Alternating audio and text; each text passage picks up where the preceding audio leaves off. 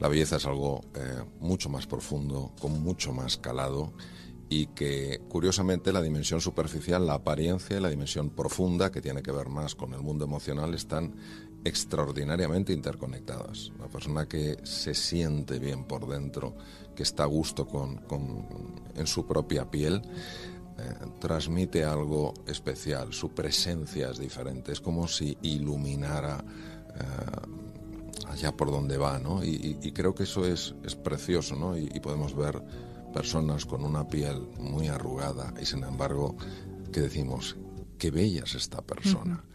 Y, sin embargo, hay otras que pueden tener una piel mucho más juvenil y hay algo que no nos llega. Es ese aspecto tan bonito de lo sutil, tan bonito de lo que para mí forma parte del misterio.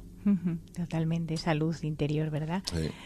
Ahora mismo, que lo estábamos comentando justo antes de empezar, hay un boom por la salud mental, por la búsqueda del bienestar. Usted lleva realmente toda su vida dedicándose a esto. ¿Cómo valora este interés que hay ahora y cómo nos encuentra, cómo valoraría el estado de la salud mental de la sociedad ahora mismo? Yo empecé a interesarme por el tema emocional cuando entré en la Facultad de Medicina. Tenía 17 años y a mí me impactó muchísimo un libro que leí, escrito por una persona que luego fue profesor mío en los cursos de doctorado, el profesor Pedro Lainentral, uno de los grandes de la medicina, catedrático de historia.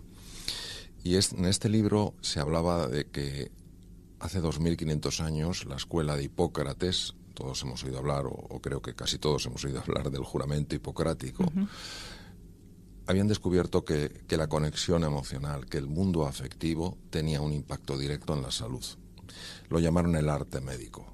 Hoy el arte médico tiene un nombre mucho más sofisticado, se llama psiconeuroendocrinoinmunología, es decir, la manera en la que los pensamientos, la manera en la que los sentimientos, a través del sistema nervioso y del sistema endocrino, afectan al sistema de defensa.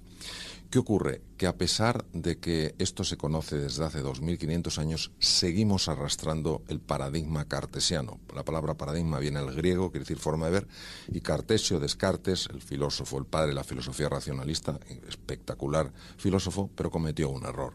Cometió un error que hay que entenderlo muy bien en el contexto de la época, muchos conflictos ideológicos, muchos conflictos religiosos, y él quiso separar todo lo que era psicológico, todo lo que era mental de lo que era físico.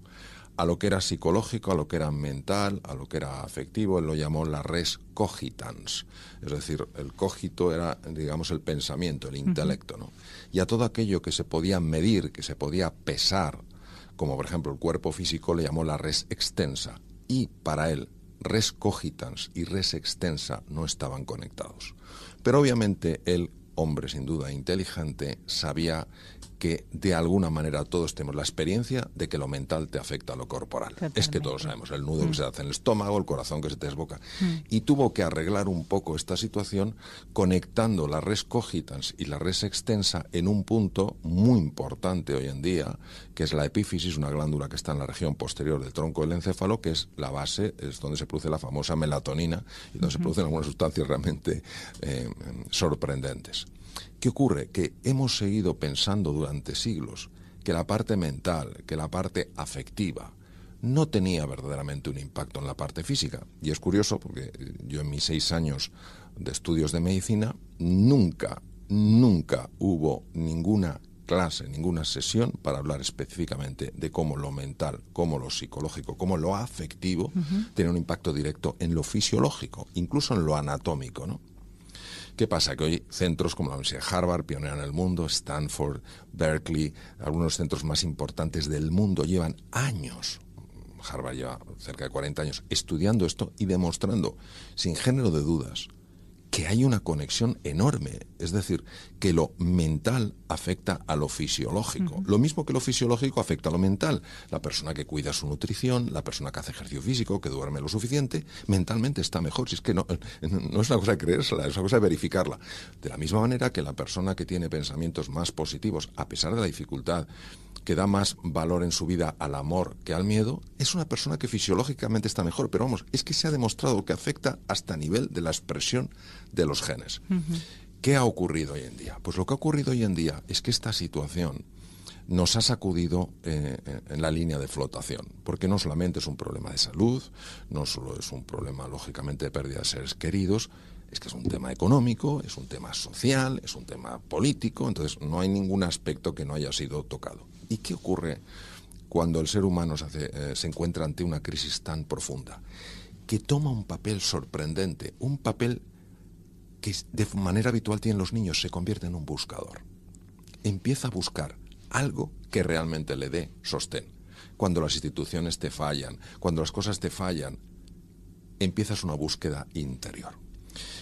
¿Qué ocurre? Que la parte positiva, una de las partes positivas de esta situación es que hay cada vez más personas que están buscando en su interior la base de la felicidad, no en el mundo exterior. El mundo fuera. Claro, en el mundo exterior podemos encontrar la base del bienestar, pero no es lo mismo que la felicidad. El bienestar es el goce de los sentidos. O sea, si yo viajo en un coche bueno, pues es más agradable que si yo viajo en una tartana. Si yo como algo rico, es más agradable, sensorialmente hablando, que si como algo que está pasado. Pero eso es lo que da de sí. Ya. La felicidad es el gozo del corazón y siempre viene de dentro. Por eso confunden personas que tienen tan poco y son tan felices. Y confunde tanto personas que tienen tanto y son tan infelices, lo cual no quiere decir que tener mucho quiere decir ser infeliz, pero estar apegado al tener evita el ser. Entonces, la oportunidad que tenemos es reconectar con esa profundidad que hay en nuestro interior, porque ahí es donde verdaderamente está la luz. Yo creo que a mí me gustaría que nos planteáramos que en lugar de estar constantemente diciendo a ver cuándo vemos la luz al final del túnel, cada uno de nosotros dijéramos si la luz está en el interior de cada uno de nosotros. Entonces, cuando uno viaja por un túnel, porque es verdad que esto es un túnel, no nos vamos a engañar, esto no es el paraíso, la situación actual, viaja por un túnel, pero tiene una luz, se viaja de una forma completamente distinta. ¿Por qué? Pues porque no estás atrapado en la oscuridad. Es verdad que hay oscuridad, pero la oscuridad no te atrapa, puedes seguir avanzando, puedes seguir con ilusión. Entonces, es un momento muy importante también para mandar un mensaje, yo creo, que trascendental. Las personas pasamos por momentos malos, a veces físicamente, nos da una rodilla, nos duele un diente, lo que sea, y pasamos a veces por momentos psicológicamente muy difíciles. Y eso no nos convierte en personas blanditas, ni en personas impotentes, ni en personas enajenadas. Lo que nos convierte es en personas que necesitan ayuda. Y no tenemos que tener ninguna vergüenza en pedir ayuda. Sí, que gracias a Dios ahora yo creo que la sociedad está como más abierta a eso, ¿no? Al estigma de acudir al psiquiatra o al psicólogo o pedir ayuda cuando realmente estás mal, ¿no? Ya no se ve tan mal, ¿no? Que antes es verdad que la gente a lo mejor incluso lo ocultaba. Bueno, yo creo que en España se sigue viendo igual de mal. Sí. Y en muchos países del arco mediterráneo también. En Estados Unidos, por ejemplo, es un país que yo conozco bien. Esto es una cosa muchísimo más natural. Sí. Aquí decir voy al psicólogo, voy al psicoterapeuta, voy al psiquiatra o voy a leerme un libro para gestionar el estrés, pues... Da vergüenza. Sí, puede dar una sensación de, qué mal está esta persona. Pues no, me gustaría encontrar una persona, por equilibrada que sea, que no pase por momentos malos, que no pase por situaciones difíciles, que no necesite ayuda. Es más, la situación que todavía no hemos salido de ella, pero que hemos vivido con especial intensidad, nos ha mostrado algo. Nos ha mostrado la fragilidad que tenemos en un instante, en un momento, te cambia la vida. Y la necesidad que tenemos unos de otros. O sea, esta situación lo que llama es a lo más bello que pueda haber, que es a incluir a la otra persona en la ecuación. Salirnos de nuestro egoísmo, de nuestro egocentrismo, de yo, mío, mí, para mí, a un nosotros. A mí me encantó cuando leí a Martin Buber. Martin Buber fue un gran filósofo alemán, con un dibujo tan claro de lo que es esto. Él decía que nosotros podemos ser el centro de una circunferencia. Es decir, solo nos importa lo nuestro, el resto indiferentes. Podemos aparentar que sí nos interesa, en lo que un gran amigo mío me comentaba que él llamaba cumplimiento. Da la sensación que me intereso, pero en el fondo no. Pero podemos ser también el centro de una elipse. Qué bonito, porque una elipse no tiene un centro, tiene dos. Entonces, Yo creo que es bonito, porque uno no puede quererse más a sí mismo de lo que quiere a los demás, ni puede querer a los demás más de lo que se quiere a sí mismo. Entonces yo creo que cuando uno conecta con esta dimensión, pues toca precisamente con un aspecto que aquí estáis constantemente poniendo sobre la mesa, que es la belleza. Aristóteles hablaba de la unidad, de la verdad, de la bondad y de la belleza. Los ponía juntos. Es decir, cuando hay unidad, ¿verdad que hay belleza, Paloma? Sí. Cuando tú ves una familia unida, ¿verdad que eso es bello? Cuando los ves en conflicto, no es bello. En una empresa, cuando ves a las personas unidas, eso es bello. Te da una sensación de belleza. Cuando las ves enfrentadas, no. La verdad es bella. ¿Por qué? Nadie dice que sea fácil. Es bella, porque te abre el camino a reconectar con la realidad. Y cuando tú ves un gesto de bondad, eso es bello. Y eso es bello independiente de la cultura. Entonces, ¿qué pasa? Que unidad, verdad, bondad y belleza son la esencia. Y cuando eso está presente en nuestra vida, todo funciona. ¿Qué es aquello que siempre refleja o invita a la unidad, a la verdad, a la bondad y la belleza? Solo una cosa, el amor. Qué importante además lo de compartir y querer a los demás, porque no sé dónde leía que la soledad es uno de los mayores riesgos que hay ahora, ¿no? Para la salud, vamos, que la soledad mata. Fíjate, esto se conoce desde hace años. Es más, me acuerdo en una ocasión, cuando uno trabaja en un hospital, hace hojas de consulta, y esas hojas de consulta se solicita la intervención de otro especialista. Entonces, en el hospital de Pittsburgh, el hospital de Pittsburgh es un hospital importantísimo porque, de hecho, el primer trasplante de hígado lo hizo el profesor Thomas Starzl, precisamente allí en Pittsburgh. Los cardiólogos empezaban a mandar hojas de consulta a los psiquiatras. ¿Por qué? Bueno, porque tenían personas que habían tenido un infarto de miocardio y las veían pues un poco hundidas, un poco tristonas. Entonces, bueno, como los cardiólogos, pues sobre todo en Estados Unidos, estás muy enfocado en tu especialidad, pues pedían ayuda a los psiquiatras. Y con frecuencia iba el jefe de departamento de psiquiatría a consultar. Y una de las cosas que ponía era la importancia de que algunas personas se compraran una mascota. Y los residentes de cardiología empezaron a hacer notitas jocosas sobre la ocurrencia de precisamente el jefe de servicio de psiquiatría de recomendar a algunos enfermos que iban a ser dados de alta que se compraran una mascota. Hasta que este catedrático, era el catedrático de la universidad, se cansó y empezó a llenarles las historias clínicas de información científica que demostraba lo siguiente. Cuando una persona tiene un infarto, es dada de alta al hospital y no tiene ningún apoyo emocional, ninguno, porque no tiene familia, no tiene amigos, no tiene a nadie, la posibilidad de reinfartarse, es decir, volver a tener un infarto, se puede multiplicar hasta 6 veces. ¿Qué pasa? Que él, una de las cosas, este catedrático de psiquiatría, lo que hacía era preguntar a los enfermos, por los que le consultaban, enfermos que habían tenido un infarto, si tenían amigos, si tenían familiares. Aquellos que tenían amigos y familiares, él no ponía nada en la historia. Bueno, ponía a lo mejor, pues yo qué sé, una serie de indicaciones, tal. Pero aquellos que no tenían a nadie, él les recomendaba que se comprara una mascota. Fíjate. Quien tiene un perrito o quien tiene un gato sabe que son seres...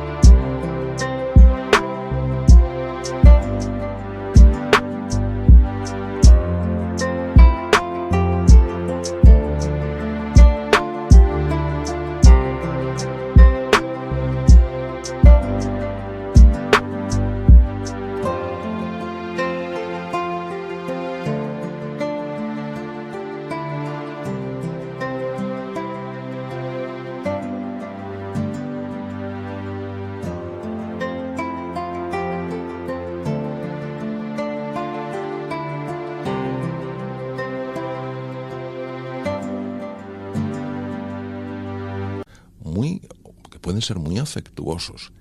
Y claro, lo que no entendían estos residentes de cardiología era la importancia de la conexión. Hoy sabemos que cuando una persona se siente rodeada por personas queridas, se activa especialmente una parte del sistema nervioso inconsciente, el sistema nervioso parasimpático, que tiene la capacidad de mejorar la inteligencia de una persona, mejorar la sociabilidad y reducir la posibilidad de infectarse. De hecho, y yo las he visto, se ve como las terminaciones nerviosas del nervio vago, que es parte del parasimpático, la parte fundamental, se colocan justo sobre las células de defensa, las que nos tienen que proteger frente a bacterias, virus y tumores. Es decir, por eso es tan importante, incluso en una situación donde hay que tener pues una protección por la infección, etcétera, no perder el contacto humano, porque eso es verdaderamente un elemento que ayuda a defenderse del virus. Es impresionante el impacto que tiene el estado emocional sobre el organismo. Muchas veces, estar bien se nos hace un mundo, ¿no? Nos cuesta mucho porque nos cuesta salir un poco del hoyo o incluso no nos somos capaces de cambiar, ¿no? Y esto usted defiende que es un error. Vamos a escuchar por qué.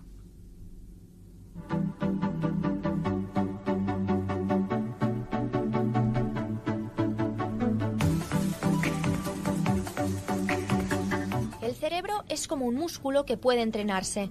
Ya lo descubrió don Santiago Ramón y Cajal, Premio Nobel de Medicina en 1906, que dijo en una ocasión: todo ser humano, si se lo propone, puede ser escultor de su propio cerebro. Parece mentira que alguien, en aquella época donde no existía la tecnología, pudiera ser capaz de intuir lo que, hoy en día, en el campo de las neurociencias, se ha convertido en uno de los descubrimientos más extraordinarios, que es la capacidad del cerebro de remodelarse independientemente de la edad. Esto es la neuroplasticidad, es decir, la capacidad que tenemos de formar nuevas conexiones cerebrales. Un ejemplo, se ha podido fotografiar con tomografía cómo las personas que hablan de una manera más positiva, algunas con trastornos psiquiátricos, consiguieran remodelar físicamente su estructura cerebral, en concreto los circuitos que les generaban esas enfermedades. Sin duda, un claro mensaje que confirma que nunca es tarde para aprender.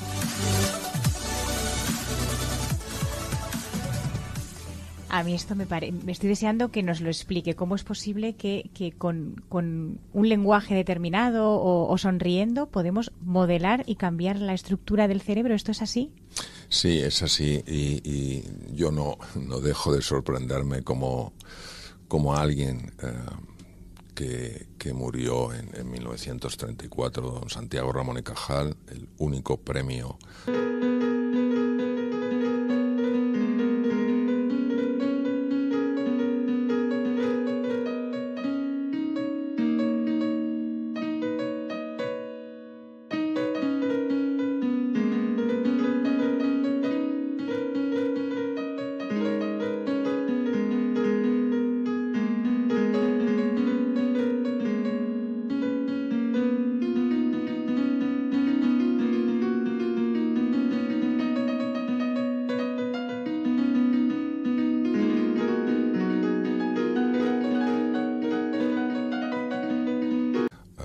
Nobel de Medicina, ganado para España, porque es verdad que don Severo Ochoa ganó también un premio Nobel, un impresionante investigador, fue para los Estados Unidos. En aquella época es increíble, es absolutamente, los americanos dicen mind-blowing, o sea, te salta la cabeza, ¿cómo es posible que este hombre intuyera la neuroplasticidad? Cuando apenas se podían ver las neuronas, bueno, gracias a que modificó la tinción argéntica de Golgi las pudo ver muy bien. Pero ¿cómo? Bueno, no sabemos. La dimensión de don Santiago, incluso sus flechitas de indio describiendo por dónde iba la corriente nerviosa cuando no se podía saber. Bien, vamos a ver. El cerebro, sabemos que tiene la capacidad plástica al siguiente nivel. En primer lugar, puede formar nuevas neuronas. Es falso que no se formen nuevas neuronas. Lo que sí es cierto es que las neuronas no se pueden reproducir, pero sí se pueden formar nuevas neuronas a partir de células madre. Y todos tenemos células madre en las cavidades cerebrales, en los ventrículos. ¿Dónde se ha demostrado que se forman nuevas células? Pues en los hipocampos, que son centros esenciales para reinventarse, es decir, para mejorar tu forma de ser, tu forma de estar, para gestionar el miedo. Y otro sitio donde se ha encontrado curiosamente es en los bulbos olfativos. Es decir, para el ser humano probablemente el olfato ha tenido una importancia extrema y hay que asegurarse de que ese tema esté siempre cuidado y haya neuronas. Y además no hemos de olvidarnos que el olfato es el único sentido que va directamente al cerebro emocional sin...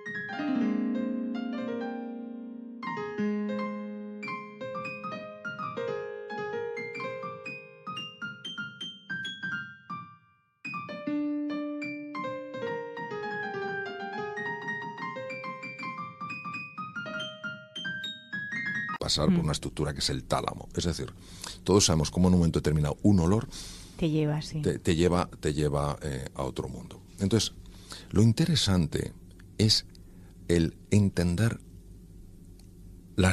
estas dimensiones. Entonces, primero la formación de neuronas. La segunda es la formación de nuevos circuitos. Se forman nuevos circuitos de tal manera que neuronas que antes no interactuaban, ahora sí interactúan. Es como si en una empresa el departamento comercial y el departamento de I+D no están interactuando y ahora empiezan a interactuar, pues lógicamente I+D tendrá en consideración la parte comercial y la parte comercial tendrá en consideración lo otro. Es decir, mejoramos. Pero es que además se forman nuevos receptores en las propias neuronas, con lo cual pueden ser más sensibles a determinados temas. Bueno, ¿dónde está aquí la maravilla? La maravilla está aquí en ver que el pensamiento, que es cogito, es decir, es res cogitans, no se puede pesar, nadie ha visto un pensamiento andando por la calle, ni le ha podido decir, a ver cuánto pesa usted, tiene la capacidad de alterar la citoarquitectura del cerebro. Es decir, nuestra forma de pensar se refleja en la estructura del propio cerebro. Por ejemplo, una persona que tiene ilusión, una persona que, a pesar de las dificultades, sigue adelante, está comprometida, tiene confianza, mantiene esas ganas de salir adelante, está liberando una serie de factores en el cerebro que favorecen la formación de nuevos circuitos que la convierten en una persona más inteligente, más creativa y más capaz. Ahora bien, una persona que esté constantemente regodeándose en lo negativo, en lo que está mal, en lo que falta, en lo que no puedo, en lo que no soy, en lo que no llegaré, en lo mal que está en el mundo, es decir, que se está con esa conversación de la que hablaba Freud, que es como una agresión contra sí mismo, sí, está dejándose bañar constantemente por esa conversación. Esa conversación, que es un elemento mental, empieza a producir la liberación, primero en el cerebro, de una cosa que se llama CRH, luego en la glándula hipófisis otra cosa, que es hormona corticotropina, que viene...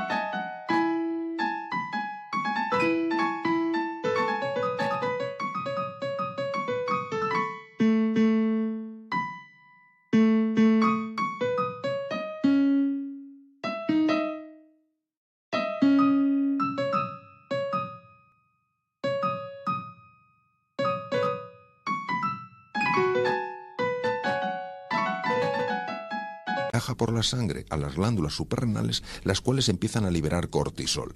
Ese cortisol pasa a nivel cerebral, atraviesa lo que se llama la barrera hematoencefálica, se combina con una subida de glutamato, que es un transmisor excitatorio en el cerebro, y activan, fíjate lo que voy a decir, Paloma, es que esto es tremendo, activan el gen de la apoptosis. Esto qué cosa más rara es el gen de la muerte celular. Empiezan a morir neuronas. Madre mía. Entonces, ¿cómo es posible que sigamos? Es una autolesión, es ¿no? Pensar negativo. Es una autolesión. O sea, una cosa es que uno pase por momentos difíciles, esto no sirve para nada, no sirve para nada. Eso es una cosa. Pero otra cosa es quedar atrapado en esas situaciones. Entonces, claro, eso es una cosa que se ha probado, vamos, ha demostrado clarísimamente. Pero fíjate qué cosa más bonita en este podcast, hablando de la belleza, y al menos para mí, cuando hablo de belleza, siempre me sale la palabra amor. Uno de mis maestros, el profesor Richard Davidson, en el laboratorio más impresionante que he visto en mi vida en neurociencias, en Madison, Wisconsin, ha demostrado que una persona que entre en un estado meditativo y empiece a imaginarse primero a personas queridas, transmitiéndoles ese amor, después a personas indiferentes, transmitiéndoles ese amor, deseo que seas feliz, deseo que haya alegría en tu vida, deseo que haya paz en tu vida. Es un ejercicio puramente mental, pero está haciéndose dentro de lo que se llama una cámara de resonancia funcional magnética. Y que luego empieza a atraer a su mente, por medio de la imaginación, esa cualidad en la que Einstein decía que era más importante que el conocimiento, empieza a atraer a su mente una persona que no le cae bien. Y empieza a decir: deseo que seas feliz, deseo que haya bienestar en tu vida, deseo que la paz exista en tu vida, etcétera. ¿Qué ha observado? Ha observado que empieza a reducirse físicamente el tamaño de la amígdala. No hablo de la amígdala en la garganta, hablo de la amígdala núcleo, en los lóbulos temporales del cerebro, donde está el centro del miedo. Qué cosa más bonita ver que la presencia del amor lo que hace es reducir el miedo, porque jamás ha sido el opuesto del amor el odio, nunca. El opuesto del amor siempre ha sido el miedo. Y aquí tenemos la primera demostración a nivel mundial que una persona que trabaja el amor hacia sí mismo, hacia los demás, te caigan bien o no, ese amor gratuito, ese amor sin condiciones, y fíjate, lo haces a nivel mental, empieza a reducir el tamaño del núcleo central del miedo. O sea, imaginemos lo que sería vivir con menos miedo, menos asustados, menos temerosos. Lo cual no quiere decir que ante un depredador, ante un asaltante, no lo reconozcamos y tomemos medidas. Quiere decir que no vivimos. Pues los voy a dividir en gestos o propuestas para el cuerpo, propuestas para la mente y propuestas para el alma. Propuestas para el cuerpo. 3. Sigue una dieta mediterránea. Es la mejor que hay en el mundo. Número 2. Muévete. No necesitas apuntarte a un gimnasio, muévete, rompe con el sedentarismo. Número 3, no duermas menos de 7 horas al día. Hábitos para la mente. 1, aprende meditación, aprende a meditar, aprende mindfulness. Es muy sencillo. La resistencia viene de que nos parece un poco raro y contraintuitivo. Es muy sencillo. 5 minutos por la mañana de quietud, 5 minutos antes de acostarte de quietud. Hábito para el alma. Desarrolla la ternura.